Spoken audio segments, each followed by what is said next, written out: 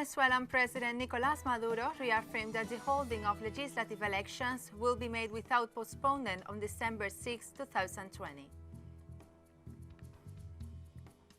Australian journalist Julian Assange will be back on court this Monday for Showdown over extradition to the United States.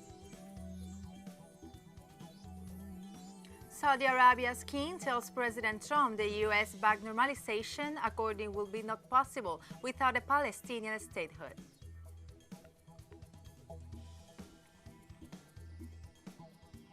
From the headquarters of TeleSUR English in Havana, Cuba, this is From the South. I'm Laura Palmeiro. The Venezuelan President Nicolás Maduro assured on Sunday that the holding of legislative elections on December will go on despite external interference. In a Sunday like this one, December 6, in 12 weeks, come hell or high water, the people will elect their National Assembly, as is the constitutional obligation. No one comes to talk to us about suspending elections, no one in the world. In Venezuela, we are obligated by the Constitution to make elections on December 6 this year 2020, because on January 5, 2020, the new National Assembly is installed for a period of 5 years.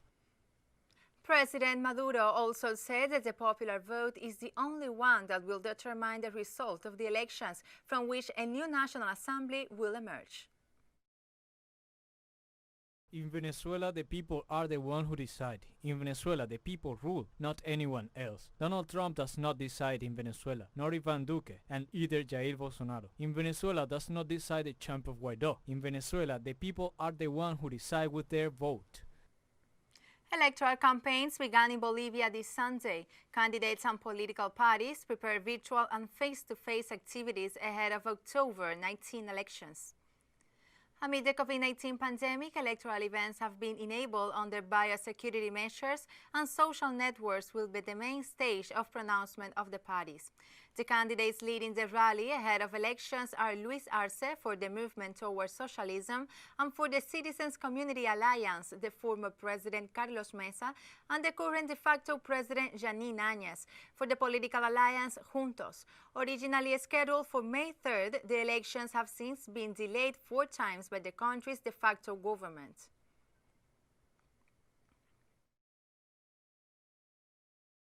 People are sharing a meal, sometimes with music, voices that overlap, and it's necessary to raise the voice.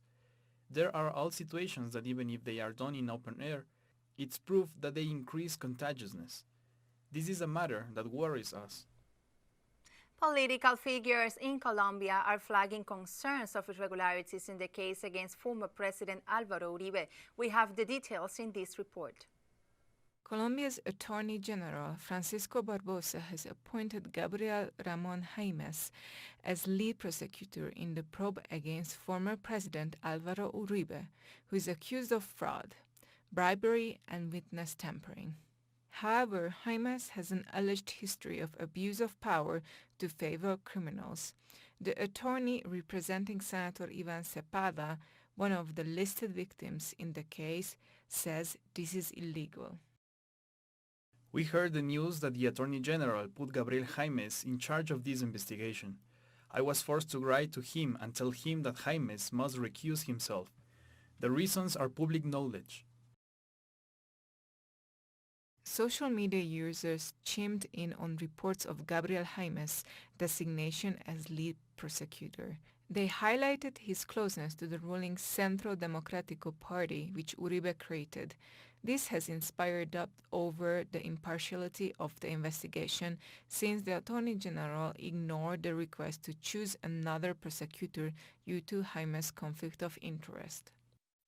Senator Cepeda says Uribe, the main representative of the Centro Democrático Party, has been manipulating, pressuring, and threatening witnesses, his own family, key people in the government, and even the judges who are presiding over the case, in an attempt to deny his alleged ties to paramilitaries. As recently as last month, we have seen how the government has joined this campaign to intimidate the Supreme Court and its judges. It begins with people as high as the president, his ministers, ambassadors. They all are part of this effort. They have used Colombia's diplomatic relations to pressure even the United States to go against the court. Cepeda says the Uribe family hired a company based in the United States to clean up the ex-president's image after the court matter he faced in Colombia. The company is also behind fake accusations that Cepeda supports terrorism. We will be sending a complete report of all these facts to Michelle Bachelet, the United Nations High Commissioner for Human Rights, and also to the Inter-American Commission on Human Rights. We will present all these irregularities which seek to pressure the legal process and incite violence.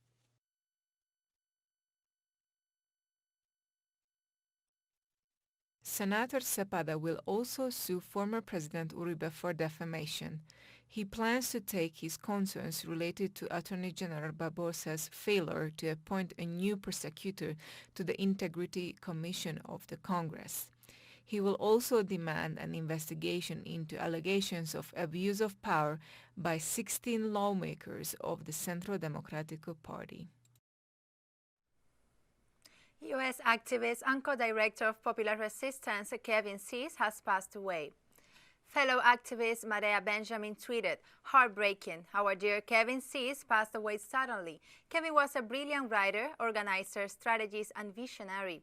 Wherever there was injustice, Kevin was there. With his partner Margaret Flowers and Popular Resistance, Cease was part of the group of activists who tried to defend the Venezuelan embassy in the United States from being taken over by right-wing supporters in 2019. He also co-hosted the podcast Clearing the Fog, which seeks to expose the forces of greed." And we'll take a very short break, so don't go away.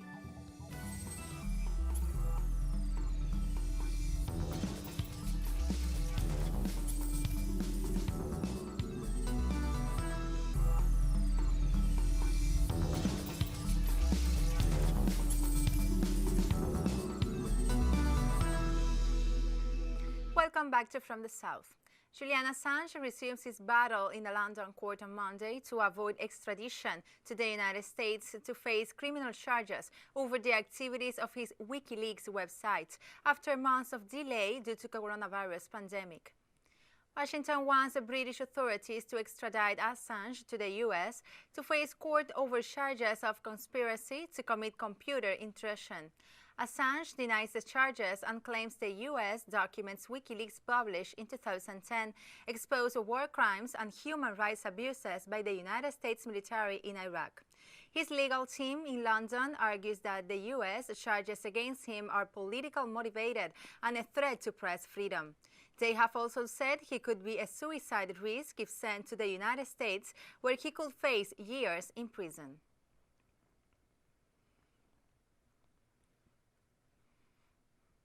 The leader of the Tripoli-based Government of National Accord, Fayed al-Sarraj, has visited Turkey's President Recep Tayyip Erdogan as Libya's rival administration's head of talks in Morocco.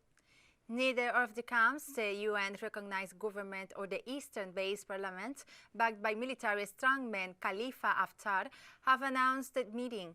According to diplomatic sources, the restraint is due to preconditions set for the talks in both sides. But 5 delegates from each side will attend the meeting in a coastal resort south of Morocco's capital, Barat. In Italy, Venice's annual regatta Strosica, celebrating traditional rowing, has drawn hundreds of people amid the pandemic. Every September, the regatta Storica celebrates Venetian rowing with historical costumes and rowing races. Gondoliers in 16th century style costumes carry the Dutch, and Dutch's wife and all the highest-ranking Venetian officials of the Grand Canal in brightly colored parade. There are also 4 boat races where a series of small, sporting gondolas fly down the city's main canals.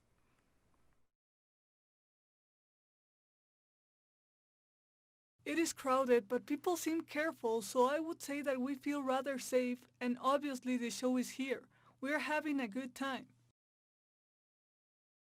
It's less joyful this year. There are already less boats than in previous years, but it's always beautiful. Venice is very beautiful, and so is the regatta. And the government of Japan called on Sunday for the evacuation of more than 5 million people on Kyushu Island in the face of a Typhoon Haishin.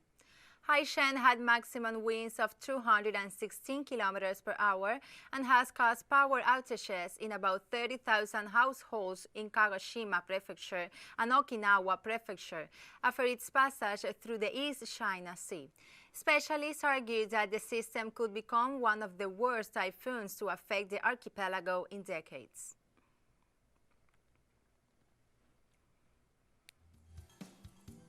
And we have more stories coming up after this final short break, so stay with us.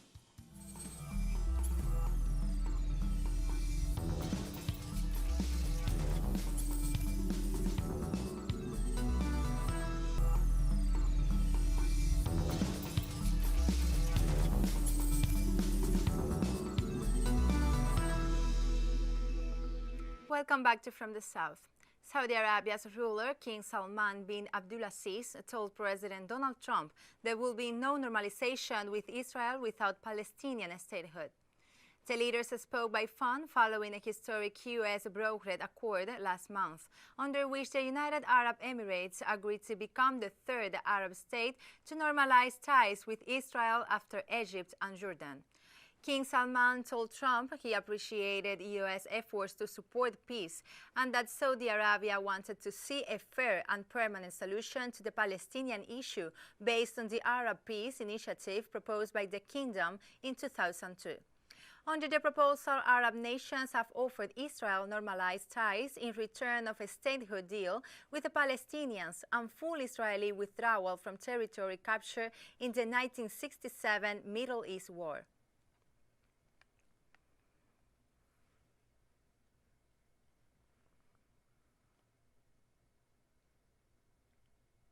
The leader of the Palestinian Hamas movement, Ismail Haniyeh, has met Lebanese Hezbollah chief Hassan Nasrallah to discuss the strengthening of bilateral ties. They both rejected the Israeli government and its regional policies and discussed diplomatic normalization between the Jewish state and Arab countries. They discussed political and military developments in Palestine, Lebanon, and the region, and the dangers to the Palestinian cause, including Arab plans for normalization with Israel. The meeting comes after an August 13 announcement that Israel and the United Arab Emirates have agreed to normalize ties. A while back, the rockets only had a range of a few kilometers outside the borders of Gaza. And now the resistance in Gaza acquired rockets that have reached Tel Aviv and further than Tel Aviv. Kenya's former premier and main opposition leader Salud Delan Diallo has announced his plans to run in next month's elections against President Alpha Conde, who is seeking a controversial third term. Conde filed his nomination papers on Thursday despite outrage and widespread protests last October in which dozens have been killed. It is therefore in the faith of this exhilarating common project, that of liberating our country from dictatorship, that I accept your decision to introduce me as a candidate of the UFDG in the presidential election of October 18, 2020. Alpha Conde has no record. He only has promises. So we're going to beat him. We're going to crush him during these elections in honor of the 200 young people who were killed because Alpha Conde organized the elections. He will be proclaimed as president and we can do absolutely nothing. It is in the ballot box that we will face him, and it is in the ballot box that we will beat him. The South African Students' Congress has celebrated its 29th anniversary. This year's edition of the commemorations were held through a virtual platform due to COVID-19.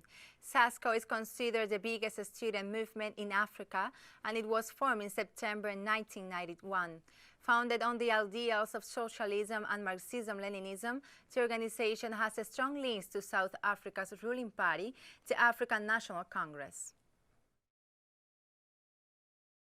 gives me great pleasure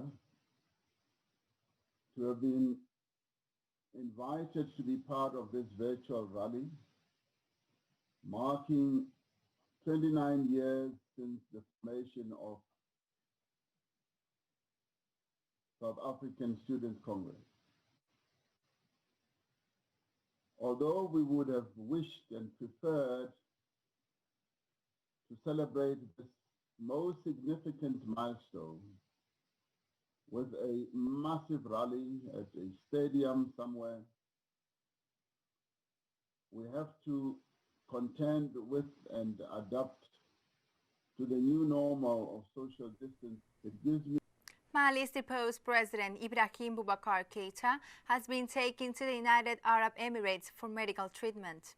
His former chief of staff, Mamadou Camara, told journalists that Keita left the capital Bamako on Saturday evening aboard a plane chartered by the United Arab Emirates at the request of Mali's military junta.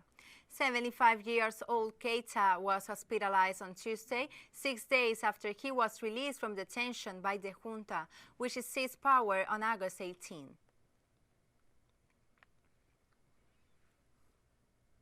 Sudanese authorities have declared their country a natural disaster area and imposed a 3-month state of emergency across the country after rising floodwaters and heavy rainfall killed around 100 people.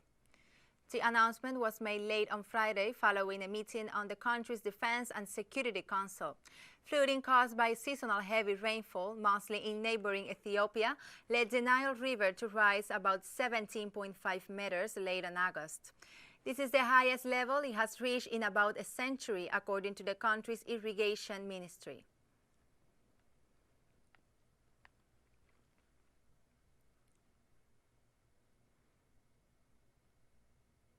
Kavan dubbed the saddest elephant in the world, will be transferred to a wildlife reserve in Cambodia after languishing in a Pakistan zoo for 35 years. Kavan, who lost his partner in 2012, has battled loneliness as well as poor living conditions. During a medical check on Friday, veterinarians found that showed signs of malnutrition and his nails were cracked and overgrown. Yet he was deemed fit for travel. Animal rights activists have lobbied for Kavan's relocation since 2016, but only in May this year came the decision after Pakistan's High Court ordered to Margasar Zoo close because of its abysmal conditions.